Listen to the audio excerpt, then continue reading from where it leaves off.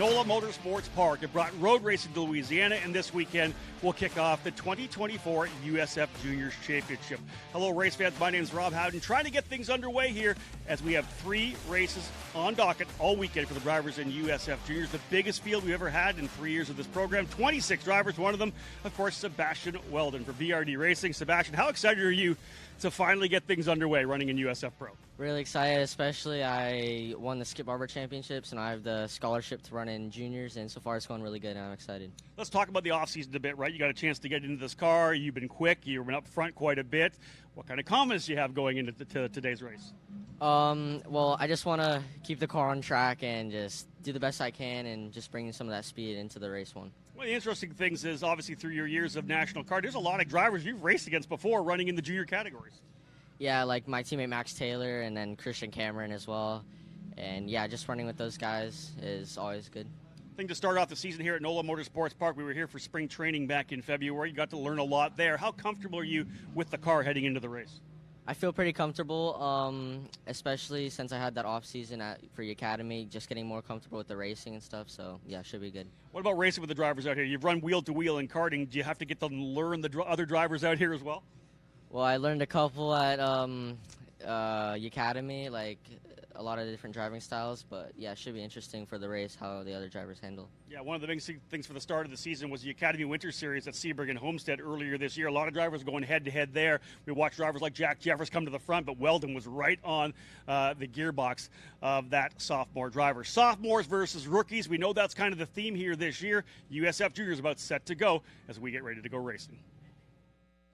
At the opening round of the 2024 season in St. Petersburg, we talked to a lot of the rookie drivers we have at USF 2000. Yeah, there are a ton of them here this year, but there's also some very strong returning drivers in USF Juniors, 3 who finished in the top 10 last year. Joining me right now, Jack Jeffers from Exclusive Autosport, the top finishing returnee from last year, 3rd place in points in 2023.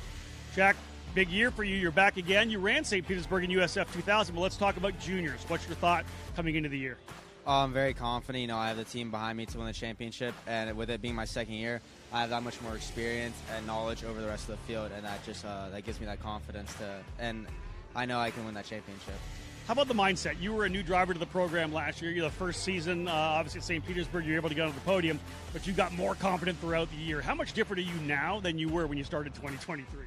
I'm a lot more confident. You know, I'm no stranger to the podium and winning, so now that's the expectation for me. It's just to go out there and win no matter the circumstances. 3 victories last year in USF Juniors, but you started this season off well, the Academy Winter Series. How important do you think that was for you personally to get off to a good start like that and win your first title? I think it was very crucial. You know, it helps build good momentum, and we as a team can build on that momentum. And it kind of sets the tone as to, you know, what we have and what we're able to do and accomplish. Another one of the top drivers that we're going to be watching at USF Juniors, and one of the top sophomores for 2024 is Max Taylor. Joining me here, Max from VRD Racing. Max, the very first question right now is, how different are you now than you were when you started the 2023 season? I'm a totally different person. I'm a totally different driver, I think. I've learned so much with the team over this past year, you know. Talking with Dan, just definitely expectations have changed. Last year was a bit of a learning year. Now it's time to really get after it and go for wins, go for championships, big stuff. Obviously, 6th place in the points last year. You were able to get a race win as well. Always good to get that monkey off your back. Starting the season here in 2024 at NOLA Motorsports Park, what's the primary goal for you here this weekend? Definitely to win some races, make the team proud, prove to myself that I am a contender in both series, both USF Junior and 2000, and have some fun. We talked about the fact you're a sophomore coming in, having run USF Juniors last year, but you did, I think, 10 starts last year in USF 2000, so almost into his 3rd year of racing. You're going to double up this year, running juniors and 2000, and even this weekend. How busy is that going to be? Yeah, it's definitely going to be very busy. Looking at the schedule, I have 8 practice sessions tomorrow, 6 races over the weekend. I'm going to be hopping in and out of the car, like 10 minutes in between, but it's going to be a lot of fun, like I said. The last of the 3 sophomore drivers from the top 10 USF Juniors in 2023 is Brady Golem from D-Force Racing. Of course, like the drivers we've talked to already, coming into a 2nd season in the program. You learned a lot throughout last year. You're much different than you were to start the season in Sebring last year. Talk about you coming into this year's program. I mean, last year, first race, Sebring, it was a good year. Overall, we learned a lot. It was a development year. I'm excited for this year. We wish for a strong and successful season. So Obviously, one of the key things, Brady, is the fact that you're now the elder statesman, right? You were the rookie coming in last year. Now you got a bunch of young drivers here coming out of karting with you here. Do you feel like you're playing a little more of a lead role with the team here in USF Juniors? Mm-hmm. For sure. I think that some of the drivers, like me, Jeffers, you see Max Taylor, we are all driving again in the same series, and I think that there's a bunch of new rookies that have someone that they can talk to and get information from. That's really what it comes down to with the sophomore drivers, right? They go from being rookies one year. The next year, you're the sophomore. You're the leader of the team. You're the one that has that experience. You can help your younger teammates. We'll see all three of these drivers get at it here in 2024. It is going to be a fantastic season. Rookies versus sophomores. You can feel confident Continental is the smart choice in tires. And they handle extremes? Yep. Tested from the Texas desert to near the Arctic Circle. Really? Really. Anything for the guy who finds that one pothole? Yeah, road hazard coverage has your back. For real? Absolutely. Were they made by like a bajillion engineers? Well, closer to 100. Continental. Welcome to the smart choice in tires.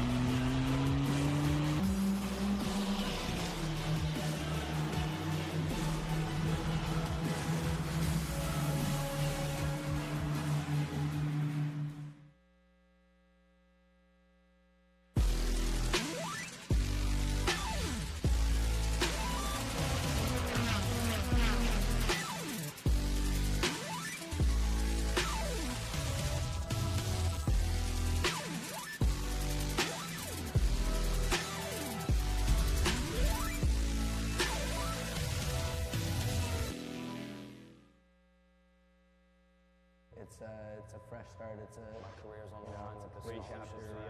I think everybody's goal is to win a championship. All this year is playing well together and making a good championship season out of it. It's the reason to keep me alive and the reason to keep me pushing. I mean, a lot since I can keep going up the ladder. All those champions and wanting to become part of that list. The drivers are racing aggressive with me, I'll race aggressive with them. The scholarship is incredibly important. It's obviously the goal for every driver. I'm going to rewrite what happened last year in terms of that rivalry with him getting the best of me. When you win a race, it's the best feeling ever. The field is stacked. Hopefully this year we can have good luck. Having the scholarship money to move up next year is really all I'm aiming for.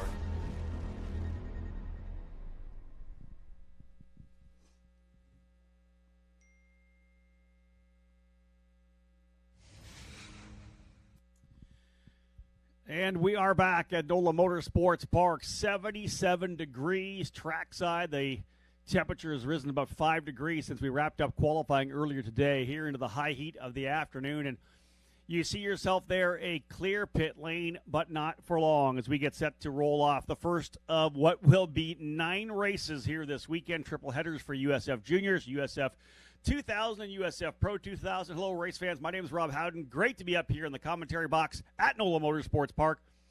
Back here once again this weekend, the Continental Tire Grand Prix of Louisiana. Drivers getting set to tackle this 2.74-mile, 13-turn road course. Go back into the history books of the USF Pro Championships. Back when it was the Road to Indy, we ran the Winterfest here. We were here the same weekend with IndyCar as well. Again, there's been lots of history at this particular facility for sure. And again, drivers getting set to work their way out onto the racetrack here, onto the pit lane as we line ourselves up for the first race, as I said, of the 9 coming. A 12-lap or 45-minute race for the drivers here in USF Juniors. And listen, this is their season opener as well. We talked about the fact a couple of weeks ago we were at the Grand Prix of St. Petersburg with USF 2000 and USF Pro 2000, but this is the first round. This is the first time these young drivers have taken to the track in anger, and indeed the largest grid as well in US Juniors history, the program starting 2 years ago. But 26 drivers set to go green here to begin the afternoon at NOLA Motorsports Park. A beautiful Saturday. We'll have one race here in USF Juniors. Then we're going to move our way into a couple of more qualifying sessions. As we've said before, USF2000 qualifying at 1:20, USF Pro 2000 at 2 o'clock. So qualifying for race 2 and 3 still to come for the drivers here in 2000 and Pro 2000. But our first wheel-to-wheel action about set to roll. Let's have a look at the grid as they get ready to come out here momentarily. 26 drivers, as I said, will go to the tail of the field, row number 13, starting on the outside. Not able to get a lap in the split group qualifying. Evan Cooley out of Illinois in the exclusive Autosport number 91. I would watch for him to work his way forward. Top 10 pace out of Cooley. So he'll be trying to come from the back to salvage this opening race. Inside of that row will be Ava Dobson of Wisconsin for Jay Howard Driver Development in the number 5. Row number 12, Aiden Potter on the outside. In the number 6 machine, Potter out of Brentwood, Tennessee, the Potter Brothers construction machine, again starting in the 24th spot alongside him. A driver who was, I think, 11th or 12th in practice, official practice, Anthony Martella, the Canadian exclusive Autosport. Expect him to work his way forward as well, the number 95 starting from 23rd. Row number 11, Rodrigo Gonzalez on the outside, one of the D-Force driver development team pilots. Rodriguez in the number 20 alongside the Texan Diego Guillo for the brand new team Zanello Racing. Guillo in the number 12, one of the top drivers of the Texas Sprint Racing kart program in Texas. He'll start in 21st. Into the top 20 right now. On the outside of row number 10, Patricio Gonzalez, Rodrigo's brother, for the D-Force Driver Development Program, the number 19 starting in 20th. And Michael Succo in the number 10 out of Birmingham, Alabama for VRD Racing. Succo rolling off from P19. Up to row number 9 on the outside, number 4, that's Hudson Potter out of Lexington, Kentucky for Jay Howard Driver Development. Potter starting in 18th. Alongside Brady Golan, who we just talked to from D-Force Racing, second-year driver in the number 18, starting in 17th. We'll go to row 8 on the outside. The Brazilian now living in Miami, Florida, Joao Vigueira for exclusive Autosport in the number 90. He'll start 16th alongside Christian Cameron, the Northern California driver for VRD Racing. Cameron in the number 70 will start P15. Up now to row 7 on the outside, Ariel Elkin, the driver from Israel for Inter MS in the number 25, a top national and international karter. He is going to start on the outside of row 14, but expect more from Elkin as his teammate a little further up the order in practice. He will, however, start right there close to his teammate. It'll be a row in front. Ariel Elkin starting in the number 25, 14th. Inside, Alex Popov, a late entry, lured as much as he could through test day, and ends up qualifying a nicely run 13th for Zanello Racing. Alex Popov out of Florida in the number 13. Row 12 on the outside, Elkin's teammate Augusto Soto Sharipa in the number 24 Inter MS machine. Both those drivers quicker than they've showed in qualifying, so expect them to challenge early here. Soto Sharipa starting on the outside of row number 6, alongside the Canadian Aiden Ingrata in the number 7, still a nationally ranked karter in the United States. He is an impressive driver, Canadian karting champion. Ingrata in the number 7, starting 11th. We'll work our way into the top 10 right now on the outside. G3 Argyros, the driver out of the West Coast. Argyros in the number 3. Newport Beach, California, he calls home. The 14-year-old will roll off from the 10th position for Jay Howard Driver Development, right alongside his teammate, Timothy Carroll, out of Pacific Palisades, California. The Fast Toys Club machine, the number 8, the 17-year-old alongside his teammate, 14-year-old G3 Argyros. Moving now up into row number 4, Leonardo Scorpionius. Top 10 qualifying run for the brand new team, Zanello Racing. A Scorpioni on the outside of the 55. Inside, a name you'll know if you're an NTT IndyCar Series fan, Leandro Juncos for D-Force Racing. In the number 17, of course, father owning Juncos Hollinger Racing. We'll go to row 3 on the outside. Great run here for Bruno Ribera in the number 16. Bruno, just 15 years of age, out of Rio de Janeiro, Brazil. He'll start on the outside of row number 3. P6 alongside Max Taylor, 6th place in the championship last year. 1 win for the number 33, doing double duty here this weekend, racing both juniors and 2000. It'll be a big weekend for Taylor. The VRD driver will start P5. Row number 2, now on the outside, Jack Jeffers, third in the points last year, 3 wins in 2023. The exclusive Autosport driver, the number 92 Corpay machine, starting 4th, alongside the young Brazilian Vinicius Tessaro for D-Force Racing at the number 15, who will start in 3rd. 26 drivers in the field, 2 on the front row. Off pole, it will be Sebastian Weldon, the reigning Skip Barber Formula Race Series champion, brought the $100,000 scholarship to VRD Racing. He'll roll off for his first ever start in the USF Pro Championships. Weldon on the inside of the number 98, and the driver on the pole, who was the quickest here back in February at spring training out of London, England for J. Howard Driver Development. Third place last year in the GB4 Series. Liam McNeely, quickest driver in qualifying. He'll start that number 9 from P1. So it'll be McNeely and Weldon on row 1, Tesaro and Jeffers row 2, Taylor and Ribeiro row 3, Juncos and Escorpioni row 4, Carroll and Argyros row 5, Ingrata alongside Soto Sharipa on row 6, Popov and Elkin on row 7, Cameron and Vergara row 8, Golan and Potter row 9, Suko and Gonzalez on row 10, Guillo and Gonzalez row 11, Martella and Potter row 12, and Dobson and Cooley on row 13. 26 cars getting ready to roll here for what will be a 12-lap race. The opening event of 2024. We got off to a great start last year in 2023. The first 5 races went green to checker. We've doubled the size of the field, so maybe not quite a possibility of going green to checker, but hopefully we're able to get through the opening lap cleanly. Everybody's settling in and getting ready to get underway. And indeed, again, it'll be McNeely who sets the pace as they come onto the front straightaway right now, working through turn number 8 and 9. Out of turn number 9, it's the long straightaway. We're not running the S's. We're doing the full-on straightaway down into what will be a hard-braking right-hander leading into the sweeping turn 11. We could see overtakes coming in to turn number 10. Take the opportunity to say hello to all of those of you who are tuning in around the country and around the world to watch the opening race of this year's program, the USF Junior Series. Third year of the program, 26 drivers set to go. And it's a long way to Portland International Raceway. But remember, all these drivers racing for big money, a scholarship worth over $263,000 to move to USF2000 next year. And it is time to go racing. We tested here back in February, a full day on track yesterday. These drivers know this facility. They'll work their way out on the front straightaway. We'll look at the starter to see whether or not we go green flag racing. Looking good so far. Field lining up. Stragglers trying to get into their positions as well. They'll slow them coming up to the front straightaway. Again, the run down to turn number 1. It's a very quick third gear corner, and we are already underway. Green, green, green. The 2024 USF Junior season is underway. Weldon going to pop out to the outside to see if he can't take the lead coming into turn number 1. He does not. At this point, McNeely holds the spot. Drivers give themselves a bunch of room coming through. So early on, you see the run further back. There's the black and yellow and white machines of the Zanella Racing cars. That was Guillo. Diego Guillo coming now through turn number 3 over to 4. And it looks like Weldon's taking the lead away from McNeely. Weldon making a move to the inside of turn number 3. Move the Gamebridge machine, the VRD car, to P1. McNeely slotting into the second spot. And we're seeing him run over the opening couple of corners of the racetrack.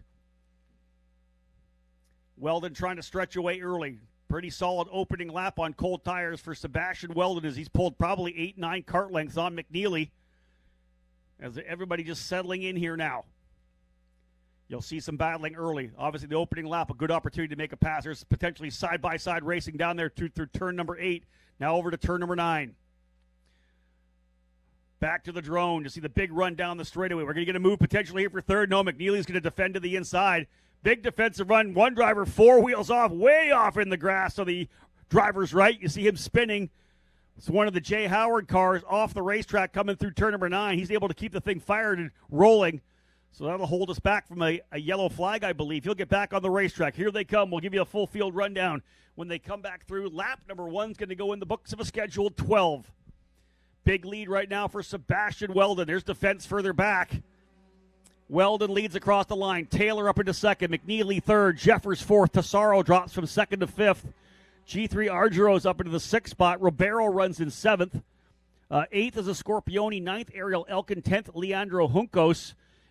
Evan Cooley starting at the very tail of the field, able to work his way up into the 21st spot. Hudson Potter was the driver who spun in turn number 9, or coming out of 8 through 9, 8 and 9. It went off track. Not sure what happened to Augusto Soto Sharipa. Have not seen him come across the line. So an issue for the Inter-MS driver, number 24, Soto Sharipa. Otherwise, the lead coming across the line with about 0.7 of a second for Weldon as he is jetting away early here on Max Taylor. Weldon has shown good speed since jumping behind the wheel of this car. He was fast at spring training. And, of course, quick at the Academy Winter Series as well. Weldon leads the way. Taylor, McNeely, and Jack Jeffers. That's the 4-driver breakaway. Make it a 5-driver breakaway because Vinicius Tesaro is still there. Yeah, there's the 5 drivers. Here comes a move. McNeely going back to the inside. I believe a Taylor coming down in. That's the pass we were hoping for there. Oh, McNeely almost drives it off. Look at Taylor trying to go back around the outside. Almost contact coming through turn number 11. So some exciting opening lap racing here. A couple laps in. And this has allowed Sebastian Weldon to get some opening, some open racetrack, try to back up the championship, and Skip Barber last year potentially a win here in the opening round of USF Juniors. The opening couple of laps going his way so far. That gap down 1.5 seconds. He doubled it from the first circuit. So there is now first, second, third, fourth, and fifth lining up. Taylor, McNeely, Jefferson, Tesaro. And again, long way to the championship. Just getting things underway. Triple header here this weekend. The driver taking that wide run around the outside of turn number 3, back to 4 and 5. Through 4, then to 5 here. They'll work their way to turn number 5. Down into the almost flat out turn number 6. Probably, I would say the juniors that may be flat out there. I don't think in a 2000. They've got a little lift in a USF 2000. I talked to one of our drivers in 2000. He said there was a little bit of a lift there. We do have a driver who's had some trouble, has gone around over in turn number 3 and 4, but able to continue. So underway again. That driver able to get things going. So we're still clean and green. Weldon, Taylor, McNeely, Jeffers, Tesaro. That's the lead. Further back there, that next group is being led right now by Bruno Ribera with G3 Argyros, Ariel Elkin, Leonardo Scorpioni, and Leandro Juncos there as well. Juncos still running in 10th position. Evan Cooley now up to 18th. I said we'd be watching Evan Cooley. We'll keep track of him. Remember, he went off on the opening circuit. I didn't get a chance to find out what happened to Evan in that race, but he went off track. But very impressively, working his way forward already. Oh, look at this battle further back. McNeely's looking to the inside. Can't quite get it done on Taylor. Tesaro's been able to get by Jack Jeffers, so move Tesaro up into 4th. Jack Jeffers back to P5. So the rookies and the sophomores battling it out right now. McNeely trying to find a way by Max Taylor. Remember, Taylor's going to be doing double duty here this weekend. 6 races for the driver out of Hoboken, New Jersey, both juniors and USF 2000. Weldon's lead now, though, 2 seconds. As they're battling behind, of course, Max Taylor not thinking about challenging. He's thinking about trying to defend potentially from McNeely, although he has pulled a little bit there. Look at the gap there. As now it looks like the driver on the move is Vinicius Tesaro. So VRD drivers run 1-2. Jay Howard in 3rd, D-Force in 4th. 5th is Exclusive Autosports, Jack Jefferson. Ariel Elkin has worked his way up. Elkin started 14th. He's already to 6th. Man, Ariel Elkin, tremendous job up to P6 for Inter MS. A brand new team. Number of new teams this year, Inter MS. Zanello Racing, great to have them on board. Who else we got potentially moving up from deeper in the field? Let's try to pick up a couple other the names potentially here. Yeah, not sure what happened to Augusto Soto Chiripa. Was supposed to start 12th, but no laps for him at all. Not sure if something happened to him.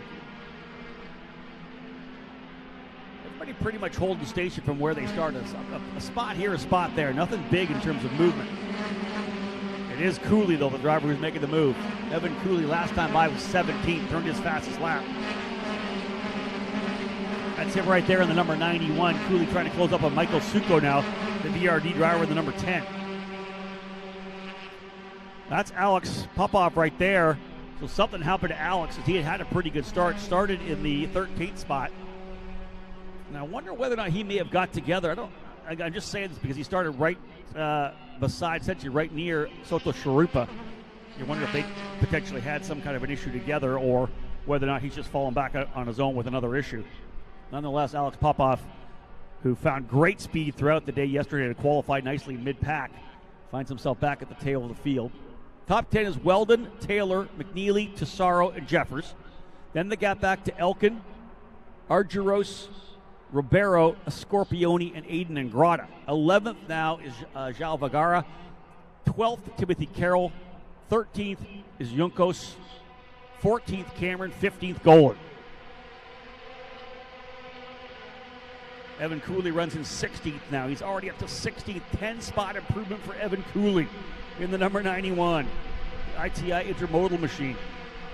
Gonzalez, 17th. Suko, 18th. Ava Dobson now up into 19th. And Rodrigo Gonzalez rounds out the top 20. Weldon out front.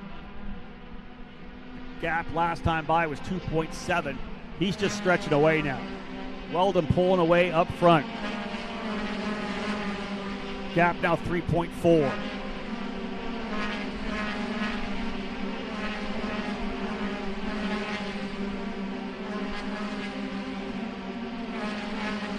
Field streaming under the start-finish line to put lap number 5 in the books. Remember, a 12-lapper.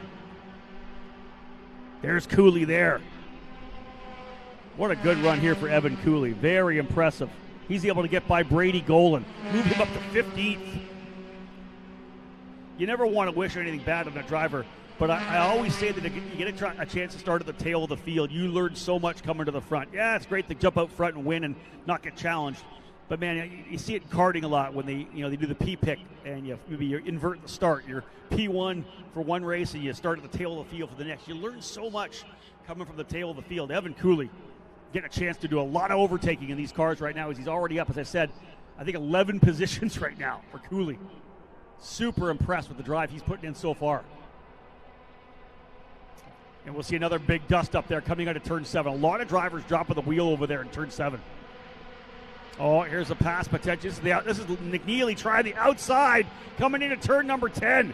Side by side. Oh, and Taylor runs him out of room on the exit. He has to check up big time. Now he's into the clutches of Romero.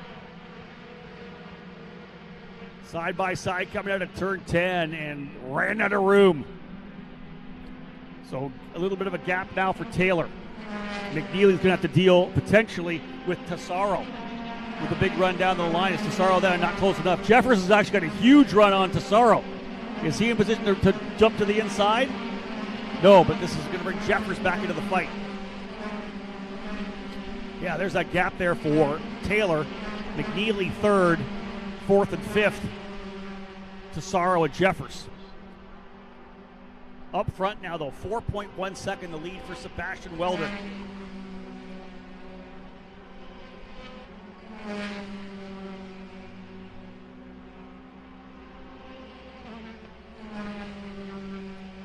Evan Cooley now trying to see if he can't reel in Christian Cameron. He's back by 1.2 seconds.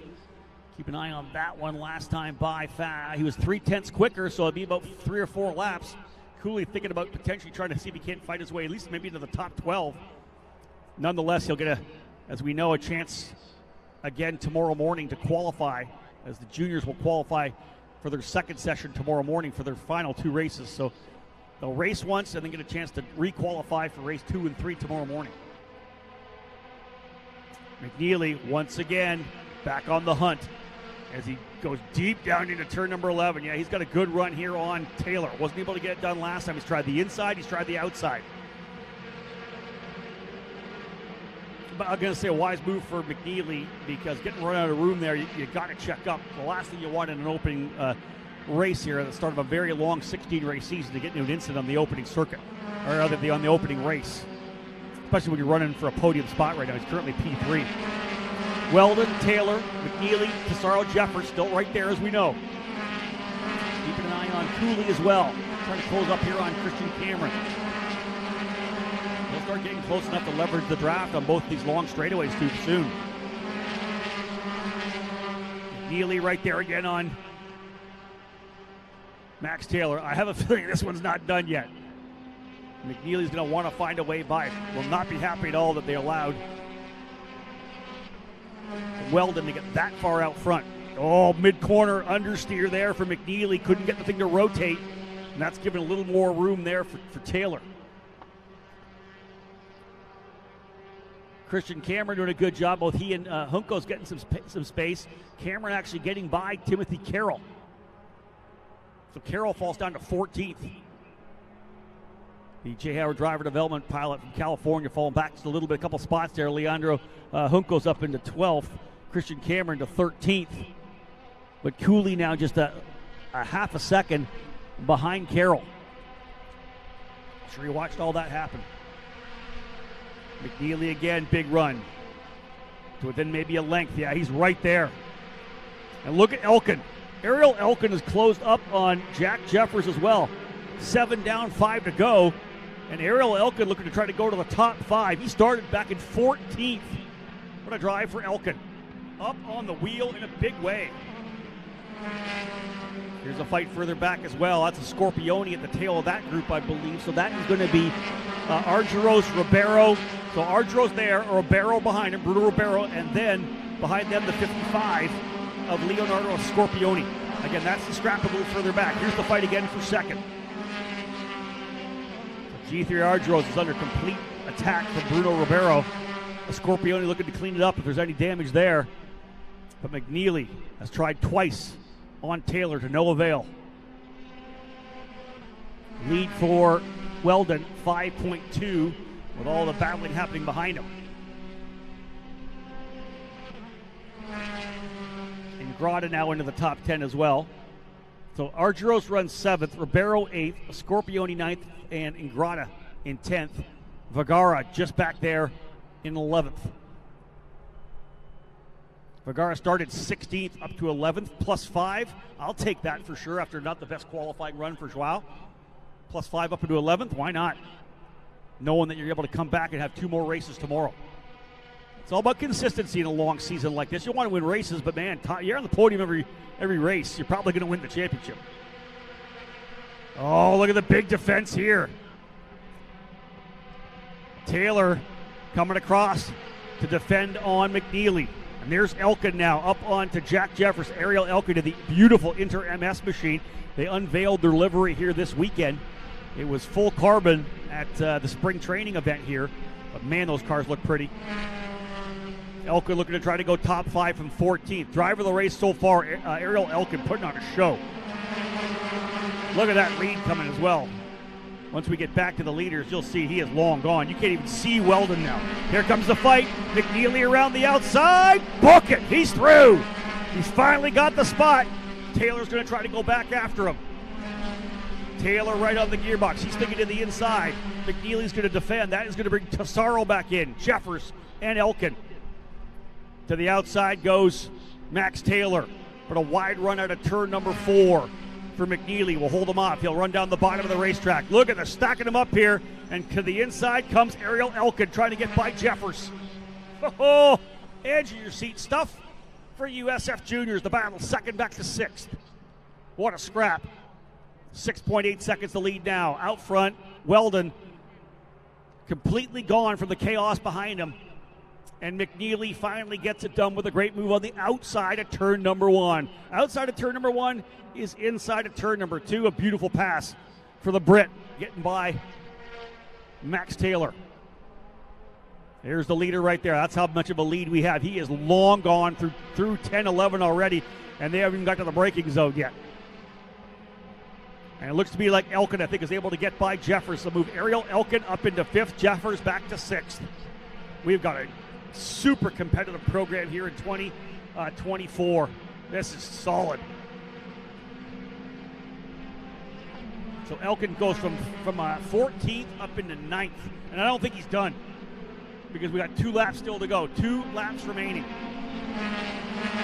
Big lead for Weldon. This is further back. Ribeiro was able to get by. Ribeiro made the move past. And this is actually Tesaro trying to get by Taylor. Not quite there. Vinicius Tesaro, the young Brazilian, trying to scrap his way by there at that number 15. Just 17 years of age, the Agua Mix machine. He is getting aggressive as well. Look at McNeely. Once by, he is gone because Taylor's on the defensive again. This time, though, for Vinicius Tesaro, then Ariel Elkin, then Jack Jeffers. And remember, Taylor, this is the first of 6 races for Taylor. He's got to get out of this car and go qualify the USF 2000 immediately. Taylor getting pressure big time here by Tesaro. Yeah, Tesaro's going to try to pull alongside coming out over to turn 8. I love it. Are they going to go side by side? They are. Tesaro's on the inside, Taylor on the outside, coming through turn number 9. Does he get it done? Not quite. Taylor side by side. Here they come down into the braking zone. Taylor still on the inside, Tesaro on the outside. Elkin looking to try to take advantage of it, and he can't quite get it done. Wow, I thought he had it. But listen, Tesaro gave him a ton of room going through turn number 8, or turn 9 rather, the left-hander. That was really impressive. Could have run him wide, but gave him room. Taylor somehow holding on to the spot. White flag will fly this time by. Final lap for USF Juniors. And we got a scrap for 2nd to 6th. McNeely way up the road in 2nd, so it's 3rd, 4th, 5th, 6th. And there's Cooley. He's got a couple more. He's up to 14th, I think, Cooley. Wow, what a great run for Evan Cooley in the 91. Not done yet, final circuit. There you go. That is 3rd, 4th, 5th, and 6th. Who will be in the final step on the podium? Vinicius Tesaro. Now have to think about Ariel Elkin. So not only can't really be on the full offensive as he was before, because Elkin's looking to challenge.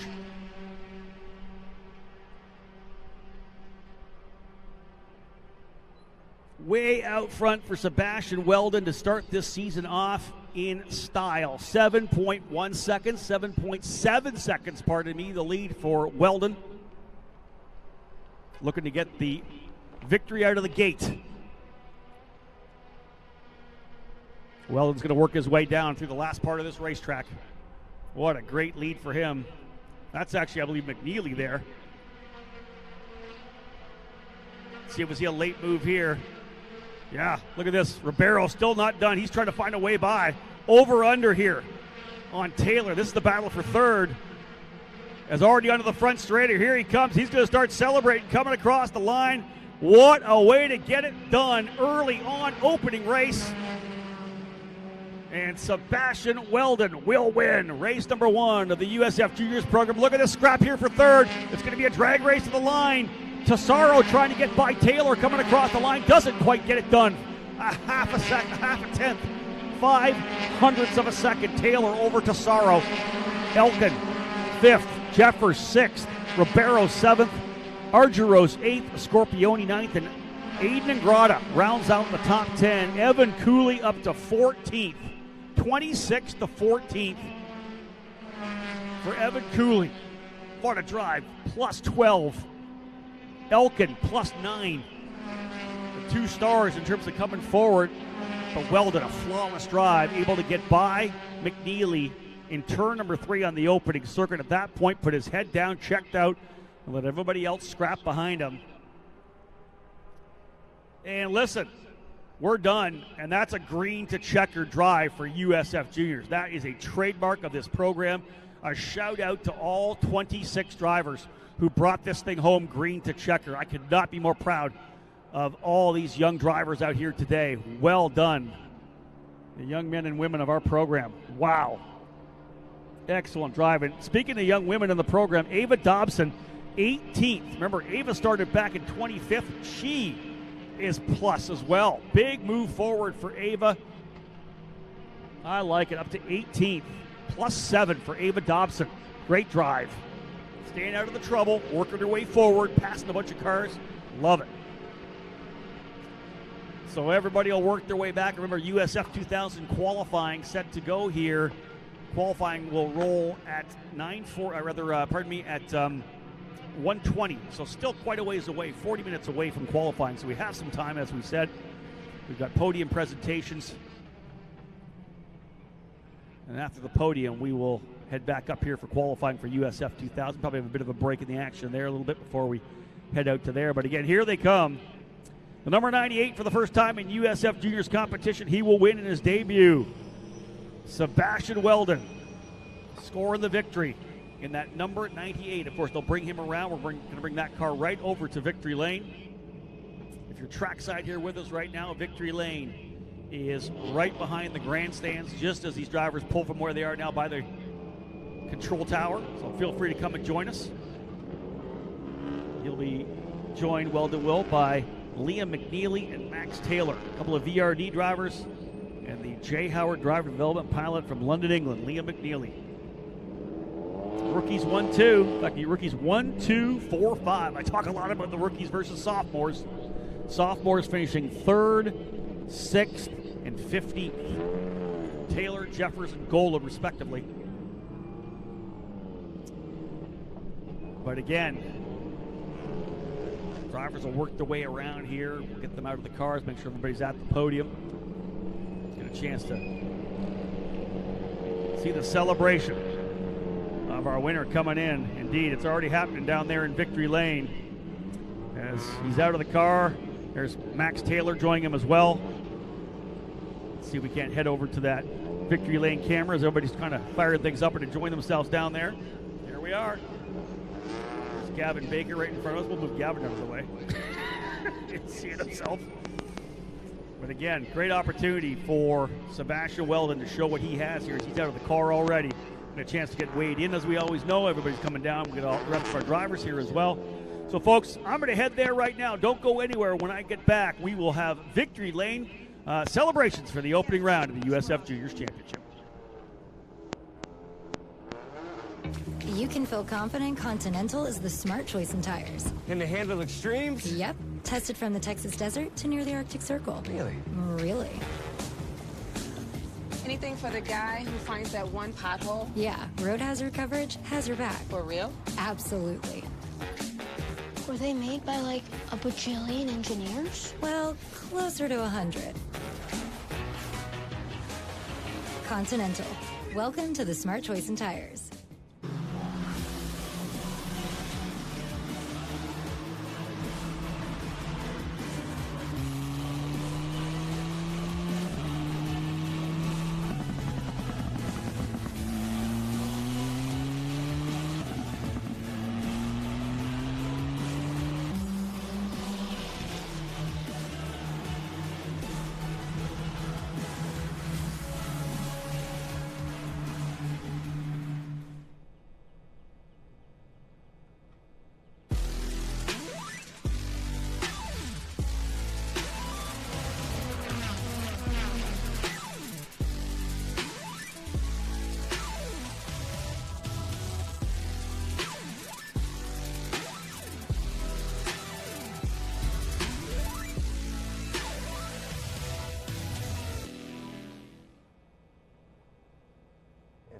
It's a fresh start. It's a career's on the line. It's a great chapter. I think everybody's goal is to win a championship. All this year is trying to work together, making a good championship season out of It's it. the reason to keep me alive and the reason to keep me pushing. I mean, a lot since I can keep going up the ladder. All those champions and wanting to become part of that The list. drivers are racing aggressive with me, I'll race aggressive with them. The scholarship is incredibly important. It's obviously the goal for every driver. I'm going to rewrite what happened last year in terms of that rivalry with him getting the best of me. When you win a race, it's the best feeling ever. Field is stacked. Hopefully this year we can have good luck. Having the scholarship money to move up next year is really all I'm aiming for.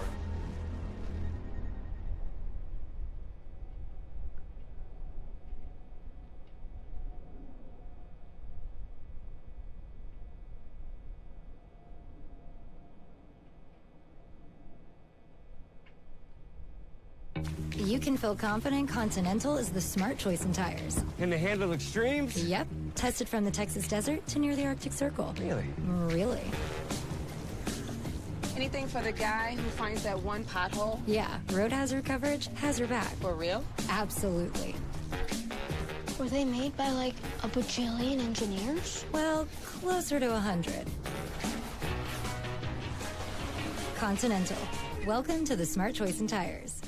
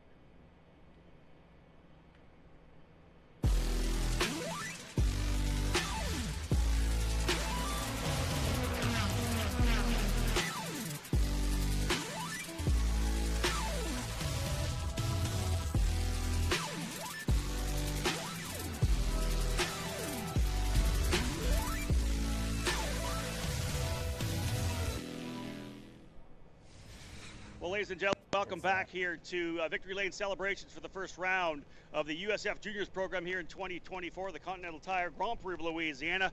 Getting underway with our first race from Continental Tire. Bruce Foss is going to help us out and pass out some of the hardware. Let's start with the driver finishing in the third spot today. A hard-fought run to the podium. Max Taylor for VRD. P3 to get the weekend underway. Bruce will bring him in his P3 trophy. He's going to be jumping right back in the for USF2000 qualifying. Max Taylor finishing third to start off the season here again. Winner last year. Bruce, thank you. So move into the guy finishing in second. What a great run. He had to put the pressure on all race long, but he was able to get by. Finishing in second in his debut, Liam McNeely. Second spot for Jay Howard, driver development, P2. Two more races between these drivers, and green to checker, as I had said. What a tremendous job by all 26 racers here today. But one more spot remains. Bruce will go grab that trophy, and I'll grab the driver because a quick little interview first. Folks, what a fantastic drive. Able to get the winner in his debut here in USF Juniors, Sebastian Weldon, winning for VRD. Stay right here. We got to do the interview right here. So much cord. You come into a program like this, you won in Skip Barber last year, you had the scholarship, but you know how tough this competition is. Were you thinking about a win coming in, and when did you think you had it when you were in the race itself? Well, I knew I had some pretty strong pace from the practice yesterday, and I was able to capitalize the start and take the lead early on and just focus ahead. Obviously, you make some changes from qualifying to the race. Was the car exactly what you wanted, or do you have more that you could make changes to? Yeah, the car was fantastic whole race. I just loved it. Who do you want to thank today? I want to thank VRD Racing, Jacob Loomis, Jacob Abel, my mom, Andretti Autosport, and Cambridge. Hop on top of that podium, man, for the first time in 2024. He is a winner in USF Juniors, Sebastian Weldon for VRD Racing in that Cambridge liveried car, getting a win out of the gate. What a great way to start off the season, and we have ourselves a challenge. The top 6 drivers put on a show in this one. We saw a couple drivers do tremendous work working their way from the tail of the field as well, but the drivers up front went. And again, a big shout out to Ariel Elkin, who came from 14th up to that battle, ends up going to P5. We're going to see even more racing, because remember, we got to restack the deck with qualifying tomorrow morning for race 2 and 3, so everybody learned a little bit more. And as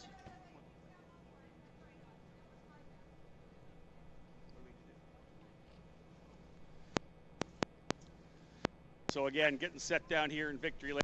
That car out of the way once we spray champagne. A couple of pictures needing to be done. The VRD crew will bring that car back, and as we know, Max Taylor going to go ahead straight from here to his USF2000 car to qualify for race 2 and 3.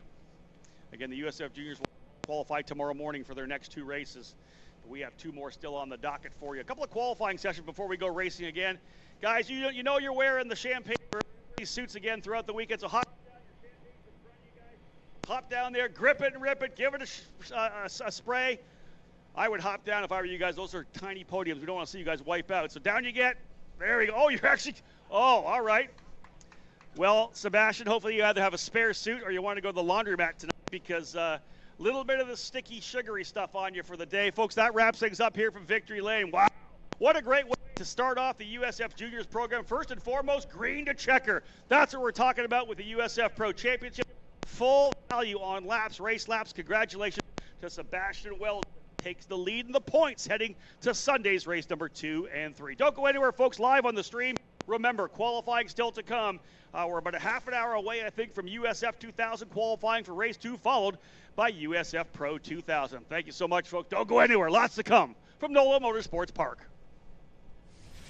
You can feel confident Continental is the smart choice in tires. Can they handle extremes? Yep. Tested from the Texas desert to near the Arctic Circle. Really? Really. Anything for the guy who finds that one pothole? Yeah, road hazard coverage has your back. For real? Absolutely. Were they made by like a bajillion engineers? Well, closer to 100. Continental. Welcome to the smart choice in tires.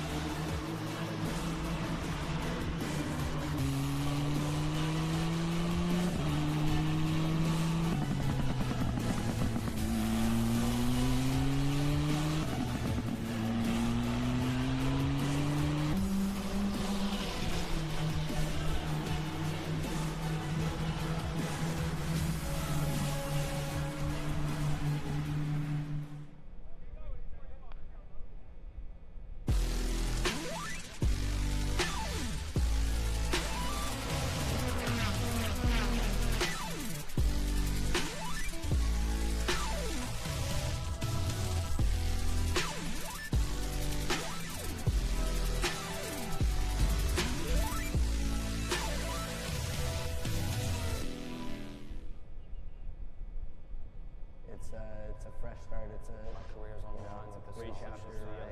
I think everybody's goal is to win a championship. All this year is wanting to win together and making a good championship season out of It's it. the reason to keep me alive and the reason to keep me pushing. I mean, a lot since I can keep going up the ladder. Seeing all those champions and wanting to become part of that The list. drivers are racing aggressive with me, I'll race aggressive with them. The scholarship is incredibly important. It's obviously the goal for every driver. I'm going to rewrite what happened last year in terms of that rivalry with them getting next to me. When you win a race, it's the best feeling ever. Field is stacked. Hopefully this year we can have good luck. Having the scholarship money to move up next year is really all I'm aiming for.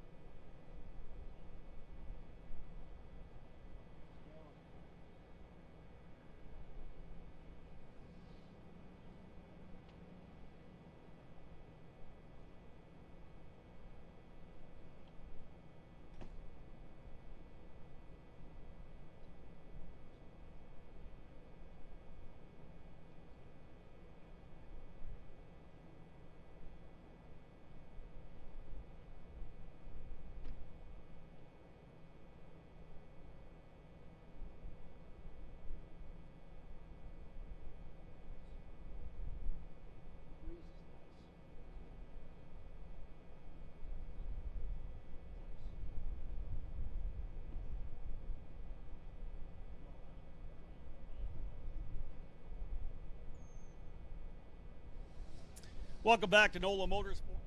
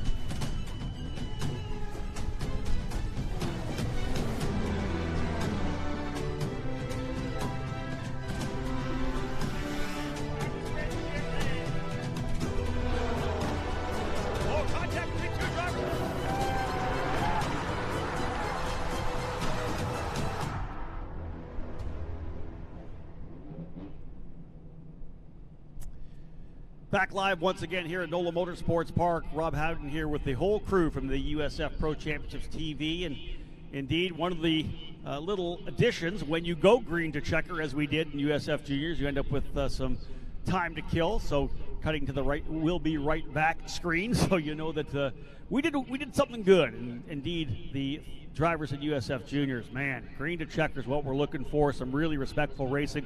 And listen, obviously one of the things about this track, people talk about where you could pass. We saw passes in 1, 3, and essentially back in turn 10. I expect to see some passes in 5. We didn't see any, at least on screen, but it's not to say that it didn't happen during the race. But we did see pass, of course, a move by Sebastian Weldon to be able to take over the lead. That lead would end up being for the victory as the battle happened behind him. He was able to check out at that point. But nonetheless, Liam McNeely was able to battle that with Max Taylor. Just some really good racing. Of course, stars of the show, Ariel Elkin coming from 14th up to P5. Great job for the Inter-MS driver to get a top 5 in his opening run. And talking again about Evan Cooley having a great drive, started deeper in the field. He worked, actually he started 26th. He works his way all the way up into 14th. Ava Dobson started deeper in the field as well. She scrapped her way up to 18th, so a good job for Ava. I did get a chance to run down to the Inter-MS camp to find out what happened to Augie Soto Sharipa and an electrical issue that they've been battling since qualifying. Able to get the car to start, but just can't, not holding the charge. So they're having to really dive deep and diagnose the problem there. But we got work still to do here, right? Because USF Juniors get their first race in the books. We're not quite done here, as we've got the drivers getting ready to roll out now for USF 2000. They already qualified for race number 1. This is qualifying 2, and we'll set the grid for race 2 and 3. Fastest lap laid down by these drivers in this qualifying session will set the grid for race number 2, and the second fastest lap for race number 3. So indeed, drivers heading out onto the track here to get things underway. Again, a 25-minute session for both USF 2000 and USF Pro 2000. We'll have a bit of a break, just as we had between juniors and 2000 between these two sessions while they get the pro cars out onto the grid. So the stream will continue for those of you at home.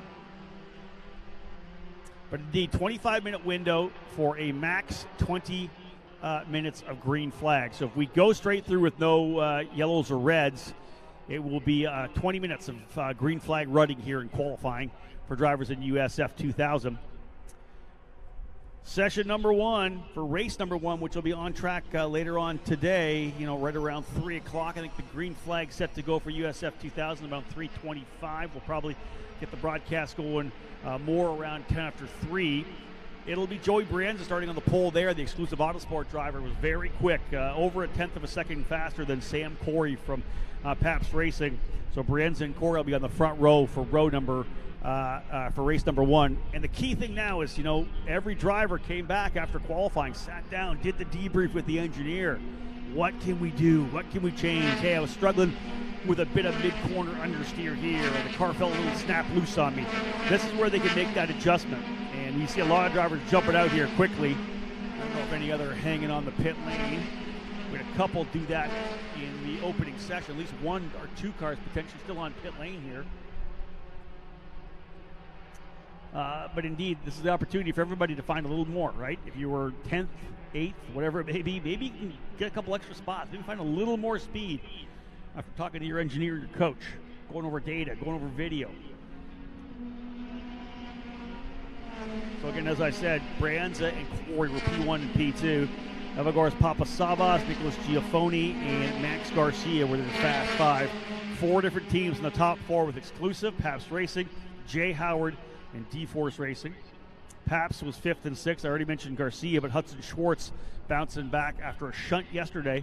The rookie getting himself up to 6th. Nico Christodoulou for VRD Racing in 7th. Thomas Schrag in the number 92 for exclusive in 8th. Elliot Cox, the sole car at Sarah Fisher Hartman Racing Development. A huge crew, huge group of sponsors and family and friends here this weekend for Elliot Cox. So a shout out to everybody with a Drive Planning shirt on. Great to have you guys here at NOLA Motorsports Park with us.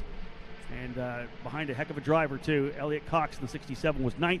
Max Taylor 10th in qualifying. And again, busy day for Max Taylor, as we know, right? Very busy. Started things off with qualifying in USF Juniors. He already qualified in USF 2000, right out of the car from that USF Juniors race, back into the USF 2000 car for qualifying, and he'll be back racing again.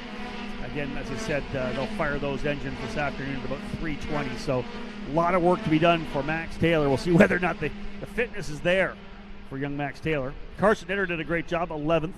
Michael Costello in 12th. Ayrton Hauk in 13th. Quinn Armstrong 14th. Lucas Facuri in 15th. Xavier Kokai in 16th. Brady Golan, Cole Kleck, Tanner DeFavis, and Maxwell Jameson rounding out the 20 drivers. Yeah, I said one driver potentially sitting on pit lane. Not quite sure who it is yet. We'll try to see as they go. You wonder whether or not maybe somebody kind of saving the tires, trying to maybe roll out midway through the session, saving a set of fresh tires for race 3, whatever it may be. We've seen a number of people do that, just the kind of way you play the tire strategy. Garcia on top right now on the outlap, 136.2. They're about a second off where they'll be, I would believe, at the end. Now, it is warmed up a bit. I talked about the fact when we started the day, it was 68 degrees. It is now 79 degrees. The projected high was 79. They've adjusted that, at least on the iPhone, to 80. So we're right there at the high heat of the day. But not overly hot. It's actually a beautiful weekend here. I don't know that we could have asked for much more here at NOLA Motorsports Park. You know, when you're down here in Louisiana, there's times, especially if you're in the summer, it's a lot more humid. I know the area had a ton of rain in January and February, so I think we're all pretty happy with the weather we have here in Avondale. As I said, right now, looking at 79 degrees, and we're looking really good as well for tomorrow. Potential rain coming on Monday, but we're going to see about the same weather, I think, tomorrow. But, you know, anytime you're down, you're thinking, okay, what are we going to end up with in terms of humidity? It's only 47% humidity right now as well. So, yeah, I think ideal weather for us here. So thrilled that we've been able to get a good weekend here. And again, the biggest ever USF Pro Championships presented by Continental Tire Race.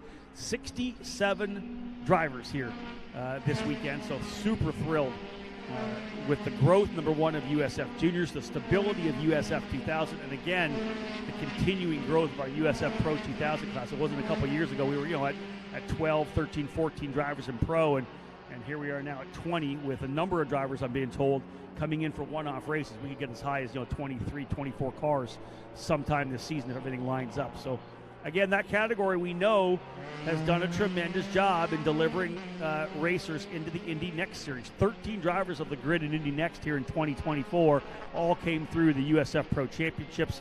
And you look at IndyCar, as I had said before, 4 straight champions have moved from the USF Pro 2000 all the way through to IndyCar rides. Rinus VeeKay, Kyle Kirkwood, Stingray Robb, and of course Christian Rasmussen as well. And I said waiting in the wings is Louis Foster and Miles Rowe running in the Indy Next Series. So indeed, this program has done wonders in terms of allowing some drivers to make their way to a professional career.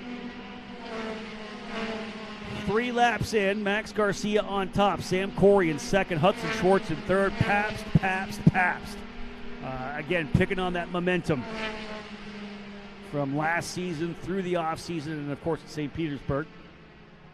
Garcia winning both of those races, coming in as the point leader. Sam Corey, a unbelievably mature run throughout the weekend. Didn't have pace out front to actually pull away and lead, but man, in the middle of some crazy action, Sam drove brilliantly and came away with a second and third place finish, and not surprisingly, as a result, finds himself in a great place in the points championship right now, currently third in points, but only 1 marker behind Evagoras Papasavas. So again, early in the season, but it's nice to see some of these drivers who raced last year really showing that they've learned. Same thing goes with Elliot Cox. You know, last year he got involved in a couple of incidents.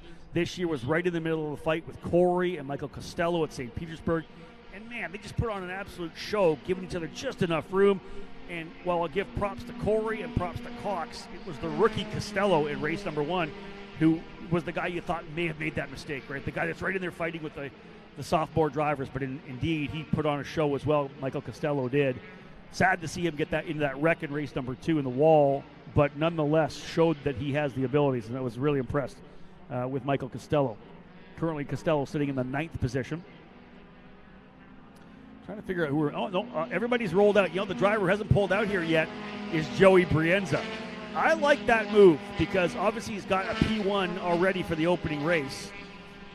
he knows he's got the speed. He doesn't need to be blowing through 2 sets of tires. Doesn't need to make, they know they have a pretty solid car. So we'll see, hopefully, Brienza out here in the second half. We're now, 11 and a half minutes remaining. Garcia on top, 135.799. Sam Corey second, 136.184. And Schwartz, 136.209. So Garcia is almost 4/10 quicker than Corey. Nico Christodoulou for VRD Racing now up into the 4th spot.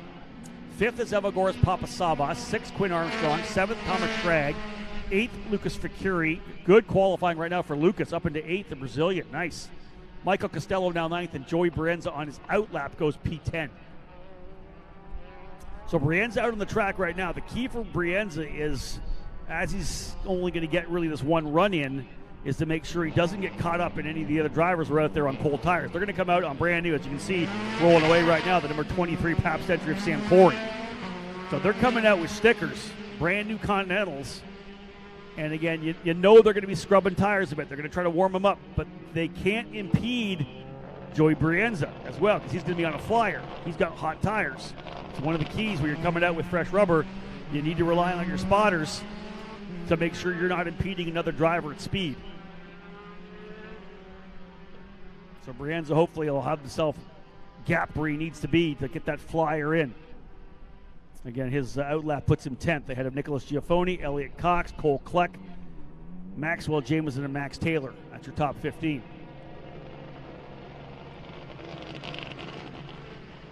Garcia almost 4/10 on his teammate. As I said, there goes Thomas Schrag. He just rolled underneath me here in the commentary box and race control.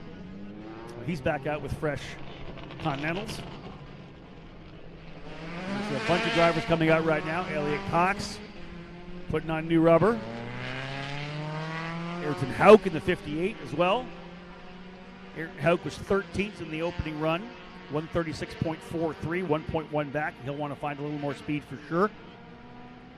1.5 essentially separated the entire field. An issue for Maxwell Jameson, 5 seconds back. He never got a good lap in. Something was wrong with Jameson. Head back to pit lane. He only did 2 laps. But otherwise, just over under 1.6 seconds for the entire field here at USF 2000. Wouldn't be surprised to see it even tighter here. Some of the drivers further back are going to be able to get a better feel. There goes Brienza under start finish there. Watch him roll right down into 1. There's Cox there. He's going to try to close up on Cox. But this is Brienza coming into turn 1. Yeah, that was Brienza there rolling into 1. He went up to P3 on his second lap. 136.194. A 135.3 fast lap. Garcia 135.7. So 4/10 off. And it's not because of outright pace or setup. We're probably 5 or 6 degrees hotter. Maybe even, what were we, 71 this morning? Yeah, it might even be 6 or 7 degrees hotter than it was. Garcia still trying to hold on to the top spot. Brienza's gone up to 3rd, splitting the Pabst Racing 1, 2, 3. His teammate Schrag, Thomas Schrag in 8th. Christodoulou still 5th. Papasavas, Armstrong 6th and 7th. Schrag 8th. Ficuri and Costello 9th and 10th. Best we've seen out of Lucas Ficuri. Up into 10th spot, or 9th right now for Lucas. Only 8/10 back, but really only a half a second back from Sam Corey. It's over 3/10 the gap for Garcia. Drivers in the pit lane and back out. Great drone shot there of 10, 11, 12, and 13. That's the last combination of corners. We saw a couple passes happen down at the end of the back straight into 10, and a lot of side-by-side racing too in juniors, so expect more of that all weekend long. 8 more races still to come, 2 in juniors, 3 both in USF 2000 and USF Pro 2000. There's 24 of Garcia rocketing under start-finish line, the flag tower.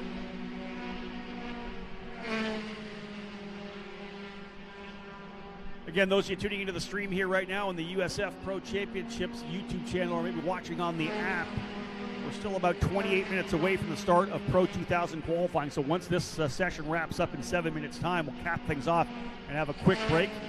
We'll leave the screen up and the stream rolling. We'll be back at it at 2 o'clock for USF Pro 2000.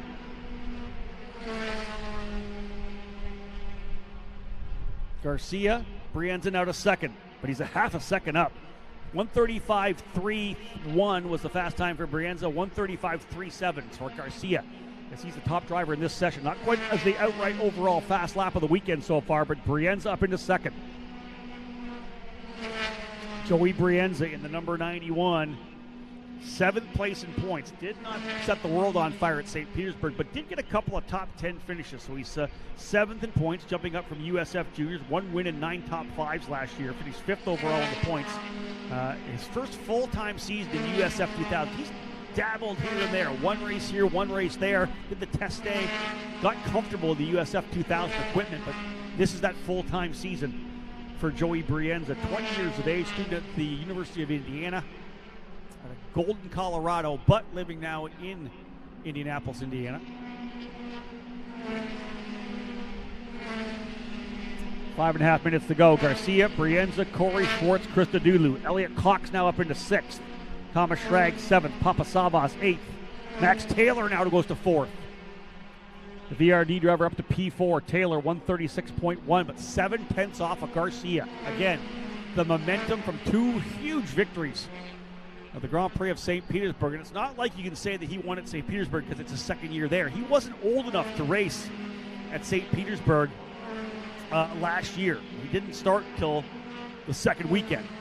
So it was his debut there, but did a great job. Had a full season, as we know, running with Pabst Racing after St. Petersburg. Did get some street racing experience on the tight circuit at Toronto, so not like he'd never run on a street circuit before, but yeah, Garcia came out of the gate strongly, trying to follow in the footsteps of his championship-winning teammate Simon Sykes. Garcia, Brienza, Schrag now up to 3rd, Papasavas to 4th. Thomas Schrag up into 3rd spot. 19 years of age, out of Bethel, Ohio. The Corpay Cross-Border Solutions machine. 2022 Team USA Scholarship driver. I talked about that. That season won the FRP F1600 Championship as well. So this kid's got the resume. The Ohio driver can hustle it around, no doubt about that. Didn't really get everything he wanted out of the cars last year, but he and Brienza look to be a formidable duo here for Exclusive Autosport in 2024. He's up into the now 5th spot as Schwartz and Christodoulou both go quicker. Fuel load's getting lighter, as we know. 4 minutes to go. Who else is jumping up? Max Taylor goes back to 3rd. No, how about 2nd? He went all the way down to 8th. Now he's back into 2nd. But Garcia still got 4 tenths of a second. Wow. Max Garcia, impressive. 4 tenths up on Taylor now. Brienza 3rd, Schwartz 4th, Christodoulou 5th, Schrag 6th, Papasavas 7th, Corey 8th, Cox 9th. Brady Golan now up into 10th. Hearing that Brady Golan may do a lot more USF 2000, maybe even double duty this year. I'm not sure if he's going to do the entire season, but we're going to see Brady Golan, a sophomore in USF Juniors, also do a bunch of USF 2000 this year, maybe even the whole season. Papasavas now to 2nd. Got it down to under 4 tenths. Garcia still with a comfortable margin in the Advanced Auto Parts Pabst Racing black number 24. Nicholas Giaffoni for D-Force Racing improves up to P7. Last year's USF Juniors champion. Yeah, 4 different teams in the top 4. Pabst, Jay Howard, VRD, and Exclusive. But now Corey goes quicker on lap 4. He'll go up, or rather on lap number 9, he'll go up to 4th. Brienza now 5th. Schwartz, Christodoulou 7th, 8th. Giaffoni, Schrag, and Cox. Whoa! Shaking and baking over the last couple of minutes here. 2.5 minutes remain. And again, 2 o'clock scheduled start time for qualifying for USF Pro. 23 minutes from now, so expect, about 20 minutes. 15 to 20 minutes break before we're back here at 2 o'clock from NOLA. After qualifying, we'll have the break until we come back for 2 back-to-back races. 3:10. Expect us to go live with the stream. Maybe a little earlier, maybe a little later, but right around the 3:10 time. Start that stream up, get it on YouTube, and get it rolling. There's 2 back-to-back races for you, USF 2000 and USF Pro 2000, as we continue this Continental Tire Grand Prix of Louisiana. Hudson Schwartz moves up to 2nd. He gets to within 1/4 of a second of his teammate Max Garcia. .267 back, 136.63 for Hudson with a minute and a half remaining. Garcia, Schwartz, Papasavas, Taylor, and then Corey. Brienza now down to 6th. Nico Christodoulou 7th. Giafoni 8th, Thomas Schrag 9th, and Elliott Cox 10th. And remember, like I said, you need 2 good laps here because the fastest lap is to qualify for race 2, the second fastest lap for race 3. Michael Costello now 11th, Lucas Facuri in 12th rather. Quinn Armstrong 13th, Brady Golan 14th. Xavier Kakai in 15th, Ayrton Hauk 16th, Carson Etter 17th, Tanner DeFavis in 18th, Maxwell Jameson and Cole Kleck round out the field. 1.7 seconds separate P1 to P20. Ooh, a driver had some trouble down in 1. Yeah, we're going to follow him through. He's taking the escape route. That looked to me like potentially one of the Pabst cars. Somebody overcooked it and had to take the shortcut. Nico Christodoulou now up to 2nd. 30 seconds remaining. All right, guys, what do you got? Timing line on the back straightaway right before they get you into turn number 10. There's cones out there on the back straightaway. That's the point of no return.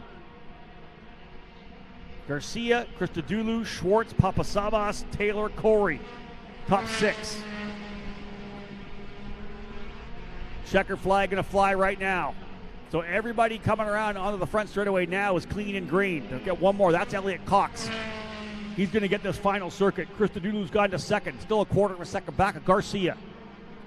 A couple drivers already in the pit lane. I think that's Papasavas. Elliott Cox improved up to 8th on that last lap. So if he's on a flyer, if he's got it going, he's going to be okay. The rest of the field, you can see, has seen the checkered flag, and they're pulling into pit lane. Everybody else on flyers. A number of drivers out there looking for more. Thomas Schrag, I believe, coming down the back straightaway right now. There's Cole Kleck in the 14 DD Motorsports machine. He's done. Brienza's down to 7th. Schrag to 10th. Papasavas done, as you can see. Taylor finished. Who else we got on track? I'm seeing 1, 2, 3, 4, 5, 6 cars still on the racetrack here now. Coming through onto the back straightaway. Number of drivers lining them up. Let's see if we have any motion. Back straightaway run. I think that may be Schrag coming down the back chute right now. Thomas Schrag does not go any quicker. He's P10. Schrag still 10th. Cox coming through. Remember, fast lap for him was last lap 8th. He does not go any quicker. Still 3 drivers on the racetrack. You'll see them coming out right now. There's those cones, the double cones on each side of the track. That's the timing line. Here's the final drivers coming across the line. We'll see if anybody has any more speed. Carson Etter actually went quicker on his last lap. Looking to see if anybody moves. And no, that is it. And Max Garcia back to the pole position. Another bonus point there for Garcia, the Floridian. For Pabst Racing, your point leader, quickest by 0.256 over the Canadian Nico Christodoulou for VRD Racing. Max Garcia, P1. Christodoulou, 2nd. Hudson Schwartz in 3rd. Couple of Pabst cars in the top 3. Evagoras Papasavas, 4th. Max Taylor, 5th. Sam Corey in 6th spot. Joey Brienza, 7th. Your pole sitter for race 1. 7th for race number 2. We'll see where he lines up for race number 3. Elliott Cox in the 8th spot. Nicholas Giafoni in 9th, and Thomas Schrag running up the top 10. Michael Costello 11th. Lucas Facuri in 12th. Quinn Armstrong, Brady Golan, and Xavier Kokai 13th, 14th, 15th. And the 20-car field wrapped up by Carson Etter, who went quickest on lap number 10. He's 16th. Ayrton Hauk 17th. Tanner DeFavis, Maxwell Jameson, and Cole Kleck.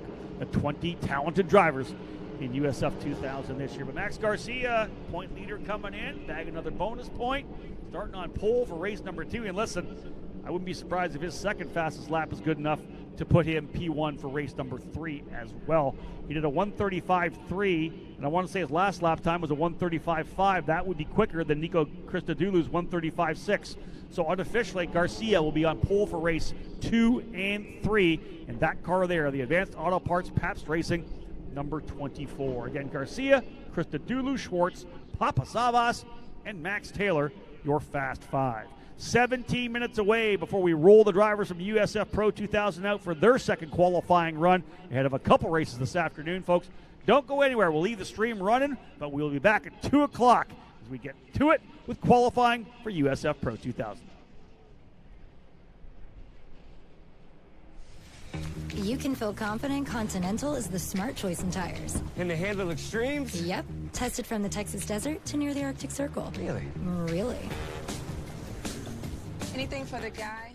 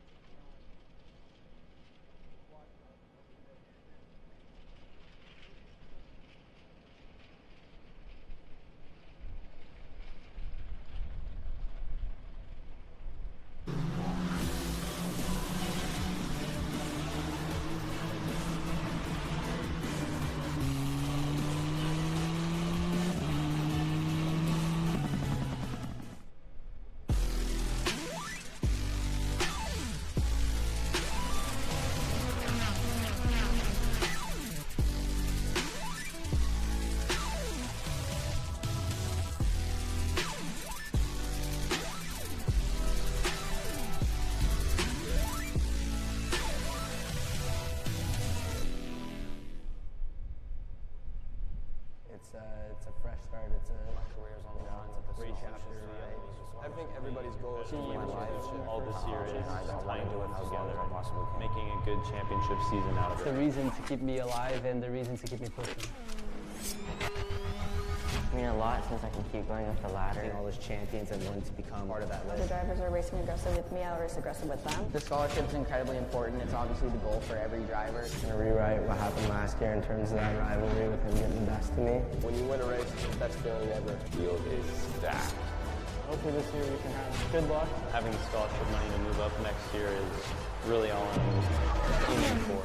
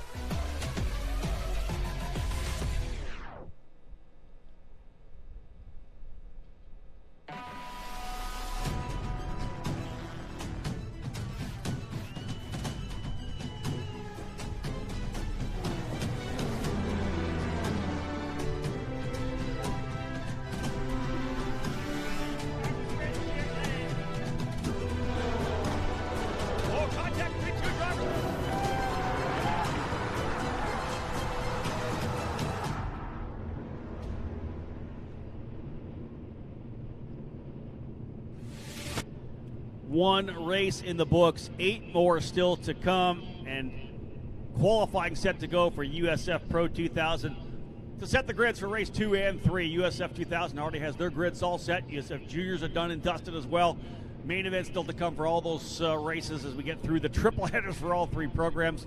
But again, qualifying here for the Continental Tire Grand Prix of Louisiana. My name is Rob Howden. Welcome, folks, to NOLA Motorsports Park. We're back after a quick break there for USF 2000. And we have a full field ready to go here. 20 drivers in USF Pro 2000 ready to roll out to set the grids for race 2 and 3, which will take place tomorrow, Sunday. A couple drivers there potentially rolling on stickers. That will be the interesting call. How do you play this? Everybody taking off. It seems like 3, 4 cars still sitting on the grid. Again, looking forward to an afternoon of tremendous competition. We're ready to go racing. I think everybody's ready to go racing when we possibly can here. Lots lined up for this afternoon as we have races, as we know, for both USF 2000 and USF Pro 2000. We'll go green at 3:25 for USF 2000, 4:25 for USF Pro 2000, back-to-back races. Looking forward again to getting at it. USF Juniors put on a show, really set the tone, I think, for race number 1. Green to checker to start off the 2024 season. Couldn't have asked for much more in what is beautiful conditions right now here at NOLA. The clouds starting to roll in here. It's been blue sky through the remainder of the day, but indeed, 79 degrees trackside. The humidity not even that bad. A perfect day. Earlier, we did have qualifying for round number 1, and Jace Denmark from Pabst Racing coming out of the gate strongly with the fast lap of 131.048 for Pabst. TJ Speed, though, with Hunter Yaney. Big final lap. Laid down a smoker. Number 27 going 131.174, just over a tenth off of Jace Denmark.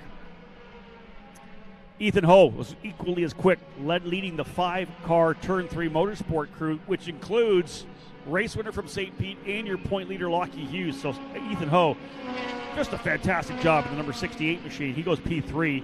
Simon Sykes and Matt Clark there as well. So really 4 teams, or if you go 5 teams in the top 6, if you go Matt Clark for D-Force Racing P5, and Nicholas Baptiste in the number 74 for BN Racing in 6th. 5 different teams in the top 6. Behind Baptiste, Nicholas Montiero 7th, Nikita Johnson 8th, Christian Brook in 9th, and the Kiwi Liam Skeets rounding out the top 10. And like I said, for USF 2000, you always feel like maybe somebody's going to step up in a second qualifier. We don't always have 2 qualifying sessions, but we're here on our own. This is a solo event, no IndyCar, so we're having an opportunity to run a practice, a couple of qualifiers, and 3 races. 6 official sessions on the track, where normally, St. Petersburg, we had 4 sessions. We did practice, qualifying, and 2 races. Not as much leeway to do a lot of racing. We took full advantage of this standalone weekend here at NOLA Motorsports Park to bring all 3 of our series together, a full display of everything that goes on with the USF Pro Championships, and then we'll dot in the feeder series, the Skip Barber Formula Car Series as well. Some very talented young drivers in the Skip Barber Formula Car Series this year. We'll watch them vie for $100,000 to make the move to USF Juniors in 2025.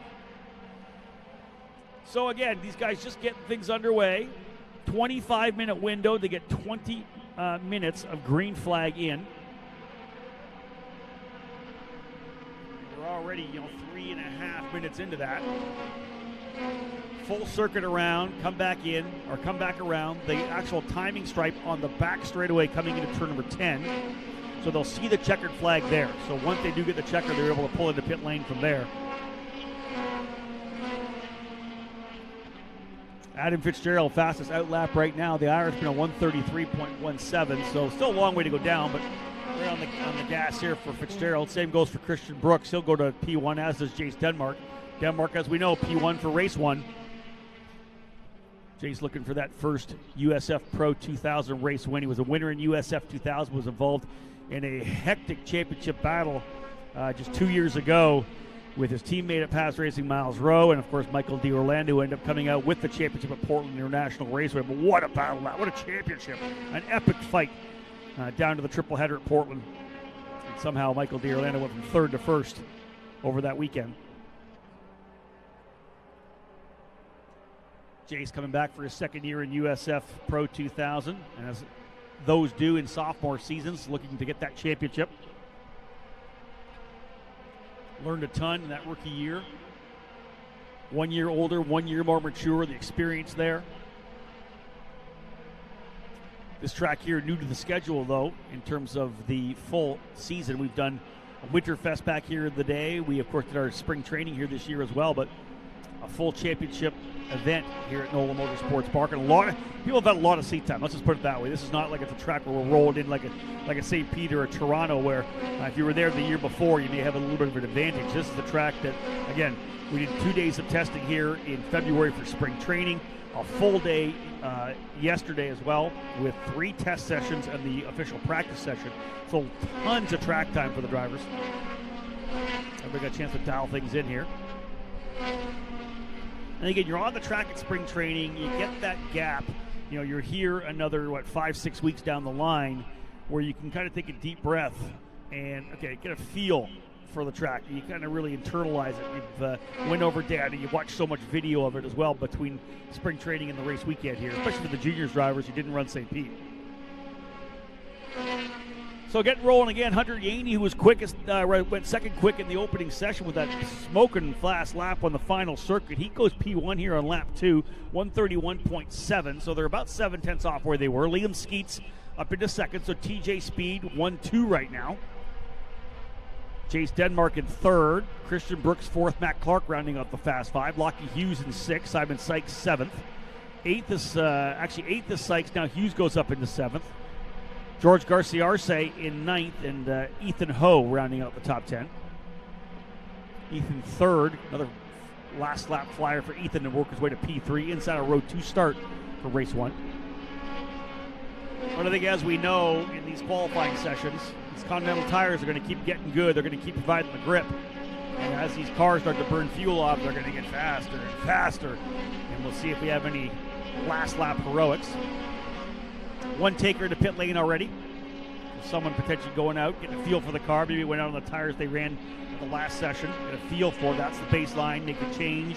Hey, I like it. Let's put fresh rubber on, or whatever we're going to do in terms of tires. There's one of your, I believe, the TJ Speed cars, working his way through 2 and 3. Turn 3 Motorsports in the bottom of the screen there. The driver going slow around the inside of turn number 4 over to 5.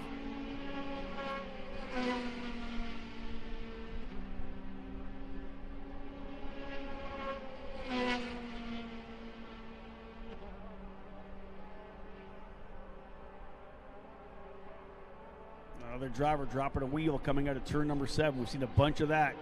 Really trying to work the track limits there and dropping a wheel on the exit. That's through 7. This is back over to 8 and 9. From there through 7, you're flat out through 7. I know in USF2000, I'll have to reference that with a couple of the pro drivers over there, indeed flat through 7. 8 and 9, 100% flat, just rolling through there. Back over here, that's the big run down to 10. That's why they're carrying so much speed. 10 actually, it's the hardest braking zone into 10 as they roll into the sweeping left-hand turn 11 through to 12. Right here, that's turn 12. Back onto turn 13 on the straightaway. This is turn 13. See the drivers getting way out wide, coming right across that exit painted area. A rumble there. Yeah, wholesale changes coming. 1, 2, 3, 4, 5, 6, 7, 8, 9, 10, 11, 12 cars coming into pit lane right now. Looks like all 5 turn 3 cars. Frankie Mossman, Braden Eves as well. Mossman with Jay Howard Driver Development. Eves back with Exclusive Autosport here in 2024. And there's Lockie Hughes, your point leader, the Aussie in the number 44. Podium both races with a win at St. Petersburg. Leader coming in points. 8-point lead over Nikita Johnson. First in the opening race, second in race 2. Johnson fourth in the opening race. Won race number 2 on Sunday morning at St. Pete. Christian Brooks second and 5th. So top 3 drivers, all with 2 top 5s in St. Pete. Liam Skeets third in the opening round, 6th in the second one. Frankie Mossman's 5th, 8th, and 4th. Good consistent run for him. Same goes for Braden Eves, 5th in the opening run, 8th in race number 2. Matt Clark 6th and 9th. And that's it in terms of getting top 10s. So 7 drivers top 10s in both races. Danny Dzelski, 19th, had an issue at race number 1, but got 3rd in race number 2. Hunter Yaney, 7th and 13th. And rounding out your top 10, George Garcia-Arce, 11th and 10th. So almost a couple of top 10s for Garcia-Arce, but not quite. And Logan Adams, 11th. Very consistent run. He stayed out of trouble, did everything he needed to do at St. Pete. Started 20th and started 21st and 20th, and finished 13th and 12th. Textbook when you're learning a brand new car, new team. Did a great job there. Jace Denmark on top right now, 131.698. 6/10 off of the qualifying run from earlier. They qualified this morning at about 10:25. I want to say it was probably 71 degrees, so maybe 70 degrees. So we are, 100%, almost 10 degrees hotter. The team's going to work down there. Denmark, Yaney, Clark, Johnson, Skeets, current top 5. Denmark, but quicker by only 3 thousandths from Hunter Yaney. Matt Clark in 3rd, Nikita Johnson 4th. 4 different teams, top 4. Paps, TJ Speed, D-Force, and VRD. Skeets 5th, Monteiro 6th, Brooks 7th, Dzelski in 8th. 9th is Simon Sykes, 10th Ricardo Escoto for BN Racing. 1.3 seconds separate the whole field of 20.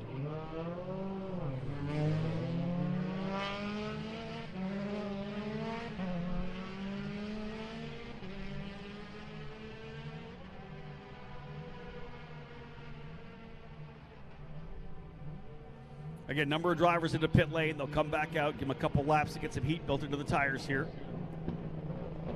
But we're winding down, 8:35 left, 8.5 minutes left in the session. For those of you watching the stream, back at it. I would expect a 3:10 start, something like that, for our race or afternoon session or afternoon show. As they're back to back with USF 2000, USF Pro 2000 on the same stream.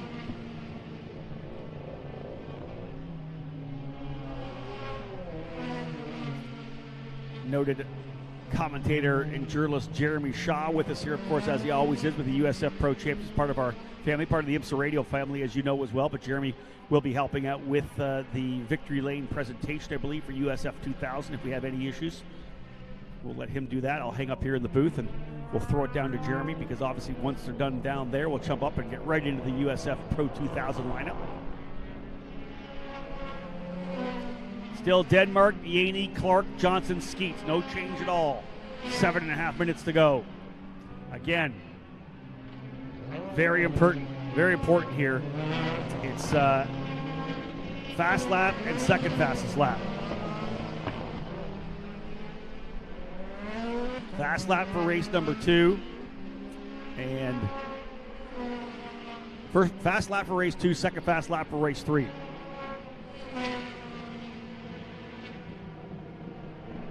Denmark, Yaney, Clark, Johnson, Skeets.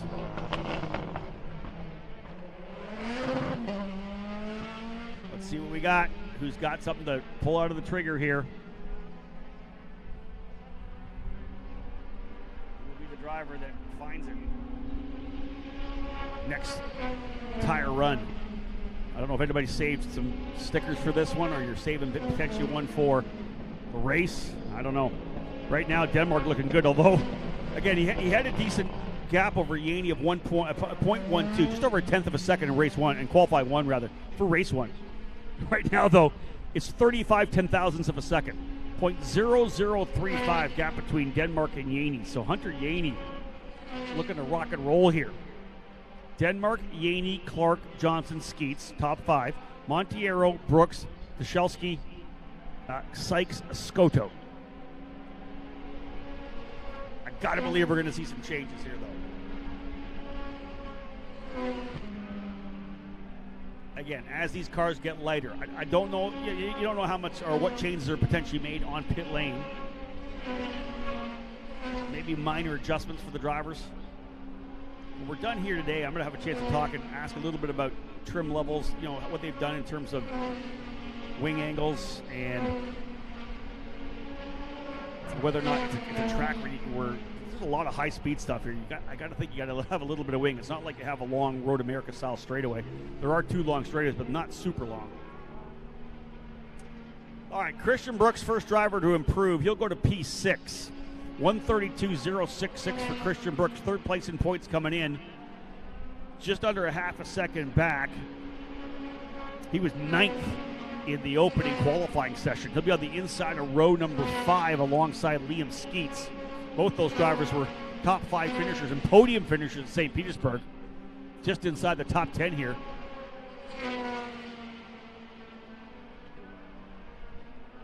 Ethan Ho finds some more speed again. He'll go to the 10th place now, P3 in the opening session. He's up to 10th, so watch for things to start to shake up. And in fact, Jace Denmark goes a 1:30.596, pads that gap a little bit, a full 10th of a second over Hunter Yaney now. Christian Brooks 6th, as I said. Ethan Ho 10th. Frankie Mossman, David Morales, and Logan Adams all going quicker on that session, or that lap as well. 12th, 13th, 14th, respectively. Lockie Hughes jumps up to 12th. He'll move Mossman, Morales, and Adams down a bit. Denmark at 10th up. Coming around to the 4-minute mark. Again, depending on where you're on the track, you're going to get one more lap with everybody else, right? The checker flag will fly on the back straightaway coming into turn number 10, end of the back chute.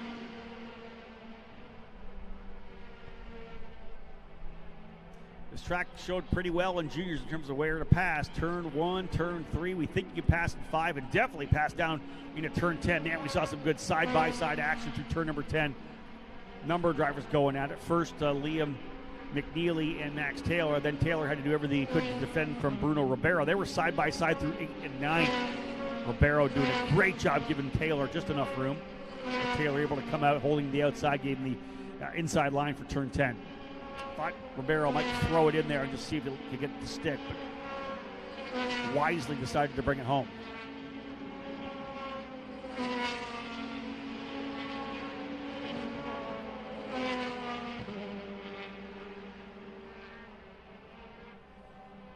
Again, tomorrow, juniors will start the day off with their second qualifying. They're going to have their second qualifying run to set up for their final 2 races. We'll go USF2000 race number 2, because of course they're going to race this afternoon, but they're going to go about 8:50 tomorrow morning. So we got a lot of racing for you tomorrow. Qualifying at the start, but then I believe, 1, 2, 3, 4, 5, 6, 7 races for you tomorrow. Love it.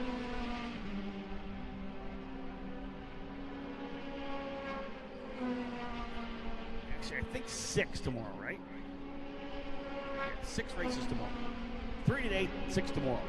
9 in total on the weekend. All right, here we go. Time to shake things up here with a couple minutes to go. Christian Brooks has gone to 2nd. Big run for Christian with an 0.08 of a second of Denmark. Pabst Racing 1-2. Ethan Ho back up to 3rd, just like he was in the opening run. Hunter Yaney 4th. Simon Sykes now up to 5th. Nikita Johnson 6th. Liam Skeet 7th. Clark 8th. Escoto 9th. Lockie Hughes 10th. So we're shaking it up a bit here.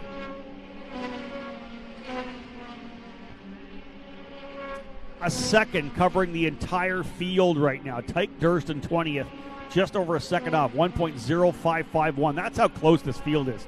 Incredible. 1 second for 20 drivers. Quality field this year. Denmark, Brooks, Ho, Yaney, and Sykes top 5, but we're not done. Minute and a half to go. Who's the next guy to throw a flyer down? Simon Sykes, lap 9. He'll go to P5. Hunter Yaney to P1. Hunter Yaney takes over the top spot by 0.4 of a second on the TJ Speed 27. Yaney goes 1:31.114. Not quite as quick as Denmark in race number 1, but he just lit one up. Yaney in the 27. Boom, across the line there underneath. He had just turned it. Nicholas Baptiste for BN Racing now goes to P2. Shake it up here, folks.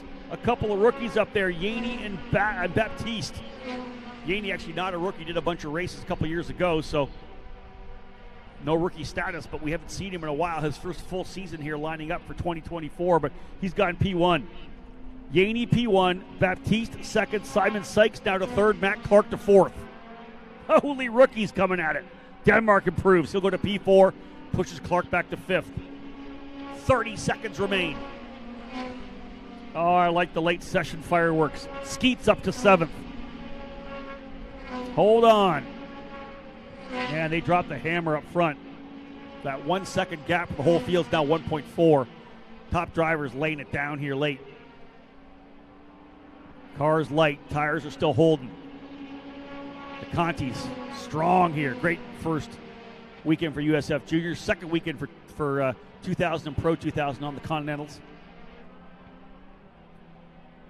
Hunter Yaney still leading the way. Baptiste second. Again, time winding down. Checker flag, I believe, flying on the back part of the racetrack. These drivers coming, I think, will be done. Indeed, yeah, there's Yaney going off the side of the track. So we're here. This is it here.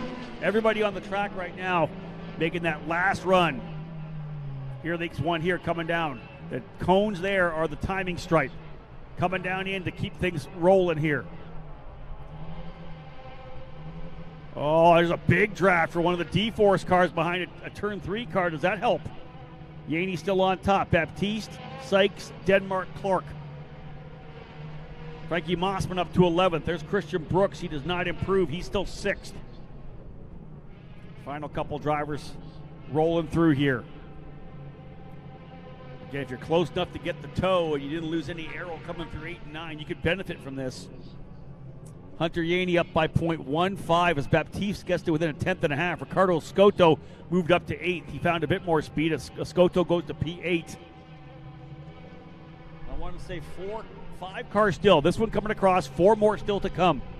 Nikita Johnson now goes to 5th, moving Clark down to 6th. That was Durst. He doesn't go faster on the last lap. Again, watching all these drivers come and finish the session. That is it. Final drivers, and I'll tell you, Jace Denmark P1 for race 1. How about Hunter Yaney on the pole for race number 2? Not quite sure whether or not the pace is there for the second fastest lap time. I don't have that on my live timing. But indeed, Hunter Yaney alongside Nicholas Baptiste, TJ Speed, and BN Racing on the front row for race number 2. All Pabst row number 2 with Simon Sykes and Jace Denmark. Nikita Johnson and Matt Clark on row 3. Christian Brooks and Liam Skeets on row 4. Ricardo Scotto and Ethan Ho on row number 5. My goodness. Lining them up differently, are we not? Hunter Yaney has got it rolling here at NOLA Motorsports Park. Second in the opening session. He goes P1 in session number 2. We'll see whether or not that's going to give him the pole for race number 3 as well tomorrow afternoon. But I'll tell you, Yaney, Baptiste, Sykes, Denmark, and Johnson, your Fast 5, 4 different teams. TJ Speed, BN Racing, Pabst Racing, and VRD. Top 5 and qualifying 2 for USF Pro 2000. Wow. Well, again, 2:22 here local time. 3:10 scheduled start time, right around there, I believe. Look at my schedule here again. Yeah, I'm going to say right around the 3:10 mark. We'll be going with the live broadcast to get things underway here. Maybe a little earlier. Make sure you watch on our YouTube channel, of course, for the show this afternoon. Click on that. It'll get started immediately. Again, we're not that far away from going racing again, at least 45 minutes. But again, give them the opportunity. We got the Skip Barber Formula Car Series rolling out, I believe, for their first race of the weekend, or potentially qualifying. I think here today, they race tomorrow a couple of races, so likely qualifying for Skip Barber. They'll roll out here momentarily, but hey, we got 2 more races still to come here on USF Pro Championships TV. USF 2000 back-to-back with USF Pro 2000. It is going to be a barn burner. And if it was anything like what we saw in USF Juniors, we are lining up for a great afternoon of USF Pro Championships racing. Thank you for tuning in, folks. Once again, back at 3:10 local time. We'll go racing live here on USF Pro Championships TV. Join us, please. And for now, we are done. Folks, ladies and gentlemen, thanks for tuning in. My name's Rob Howden. Bye for now.